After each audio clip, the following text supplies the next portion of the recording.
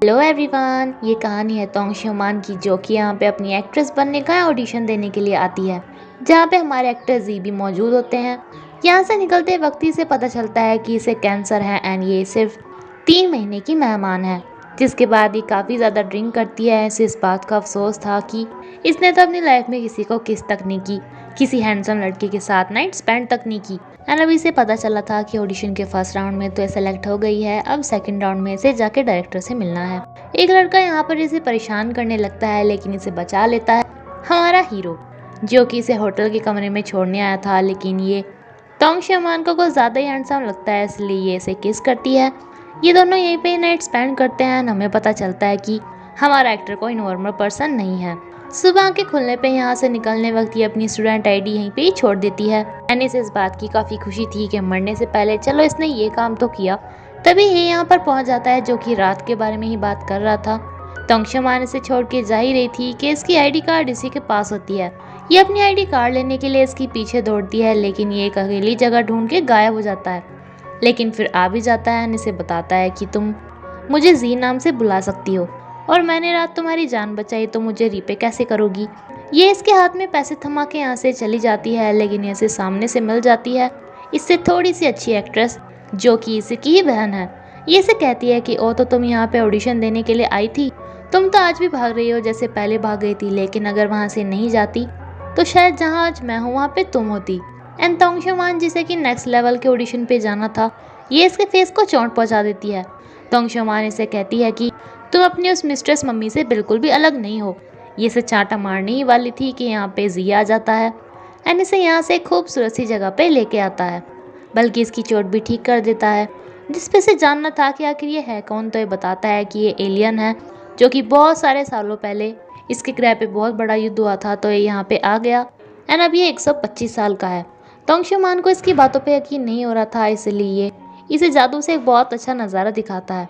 ये सोच रही होती है कि जब ये दूसरी जगह से आया है तो क्या पता ये मेरी बीमारी को ठीक कर दे, बट फिर सोचती है कि नहीं नहीं, ऐसा कहाँ हो सकता होगा। लेकिन जी इसकी सारी बातों को सुन रहा था। ये इसे कहता है कि मुझे पता है तुम मर रही हो, तुम्हारे पास सिर्फ 3 महीने हैं, लेकिन इतने काफ़ी हैं तुम्हें मेरे साथ प्यार करने के लिए।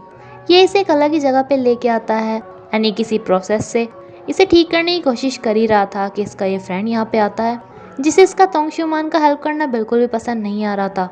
ये इसे वार्न करता है कि जो तुम ये रूल्स के खिलाफ जाके इसकी जान बचा रहे हो, इस पे तुम्हें आगे चल के बहुत पछतावा होगा एंड मैं भी तुम्हें बचाने नहीं आऊँगा। तभी तोंग श्योमान के अंदर कुछ रिएक्शन देखने को मिलते हैं एंड इसके उठने पे ये इससे पूछती है कि तुमने मेरे साथ क्या किया, नहीं ये मेरे हाथ पे क्या है। ये इसे उतारने लगती है।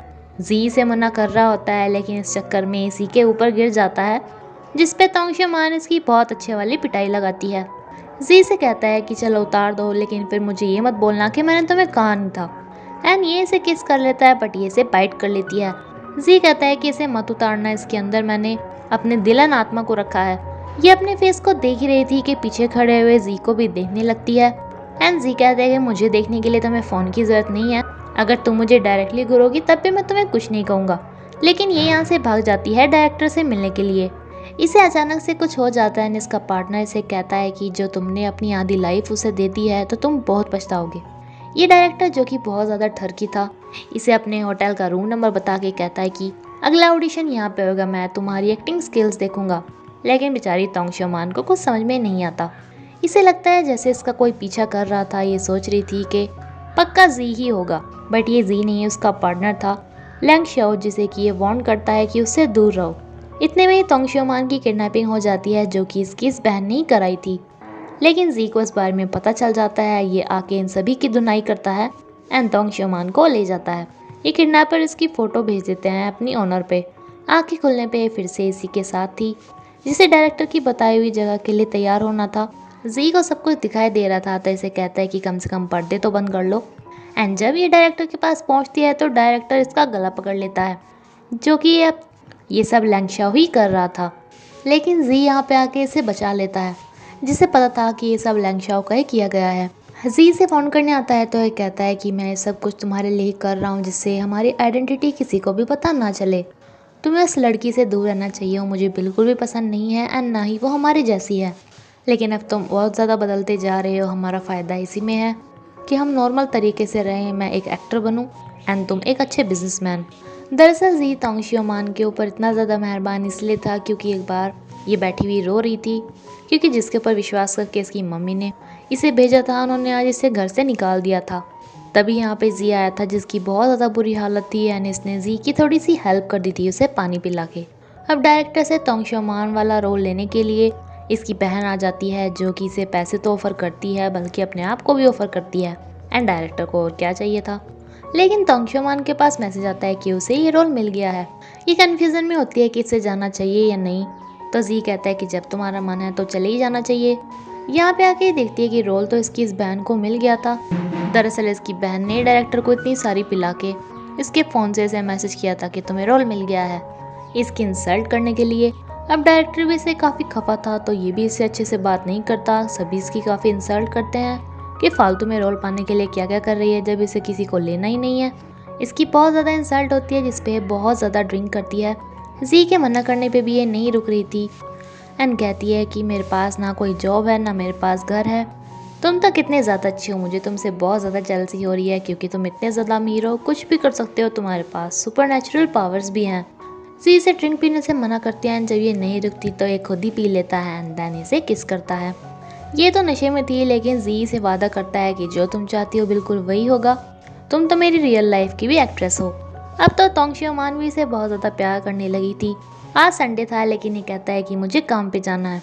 दरअसल जो इसका डायरेक्टर था वो जी की कंपनी के लिए काम करता है एंड ये इसे कहता है कि एक्ट्रेस चेंज कर दो, एक्ट्रेस तो तोंग शियोमान ही बनेगी। इसका पार्टनर इस मूवी का हीरो था, जो इसे कहता है कि पहले तो तुम ऐसे नहीं थे, तुम्हें क्या फ़र्क पड़ता है कि तुम्हारी मूवी में कौन एक्ट्रेस बने। लेकिन ये कहता है कि मुझे फ़र्क पड़ता है एंड एक्ट्रेस तो वही बनेगी। अब जब इसके पास कोई चारा नहीं बचता तो ये तोंग शियोमान की इस दुश्मन के पास जाता है। इसे काम बताने के लिए ये कहती है कि मैं तुम्हारा कहा हुआ काम क्यों करूं। तो ये इसे सबूत दिखाता है कि देखो मुझे पता है कि तुमने उसकी किडनैपिंग कराई थी एंड अगर मैंने किसी को बता दिया तो अच्छा नहीं होगा। ये इसे बोलने लगती है कि चलो ऐसा मत करना, तुम जितने पैसे बोलोगे मैं तुम्हें उतना दे दूंगी, या फिर अगर तुम्हें मैं चाहिए तो मैं भी तुम्हारे लिए हाजिर हूँ। बट ये कहता है कि मैं तुम में इंटरेस्टेड नहीं हूँ एंड मेरे पास पैसे भी बहुत ज़्यादा हैं। ये इसे कुछ पिक्चर देता है। जी इसके लिए गिफ्ट लेके आता है जिसके बदले में इससे एक किस मांगता है एंड अगले ही पल ही से पता चलता है कि उस मूवी के लिए ये ही सेलेक्ट हो गई है। जी सभी को अनाउंस कर ही रहा था कि हमारी कंपनी की मूवी की एक्ट्रेस एंड एक्टर ये है, लेकिन इसकी बहन यहाँ पर पहुँच जाती है जो सबके सामने बोलने लगती है कि ये मूवी मुझे मिलने वाली थी, बट ये जो कि मेरी बहन ही है इसने मुझसे बदला लेने के लिए इतना नीचे गिर गई कि रोल पाने के लिए, कि सिर्फ एक रोल पाने के लिए एक कंपनी के ओनर के साथ सोई एंड ये सभी को फ़ोटोज़ भी दिखाती है जो कि इसके पार्टनर ने ही इसे दिए थे। लेकिन अगले ही पल जी सभी को बताता है कि मैं अभी आपको ये बताने वाला था कि ये मेरी फियांसे है। ये इसे रिंग भी पहना देता है एंड इसे कहता है कि तुमने कहाँ से चोरी से हमारी प्राइवेट फ़ोटो निकाली, किसी की प्राइवेट मैटर्स में इन्वॉल्व होने की वजह से मैं तुम पे केस करवाऊंगा। एंड अब सारी मीडिया इसी को ही सिर हो जाती है कि आप ऐसे किसी की दूसरी की लाइफ में इंटरफेयर कैसे कर सकते हैं। एंड इसी के साथ ही एपिसोड यहाँ पे खत्म होता है फ्रेंड्स। Thank you.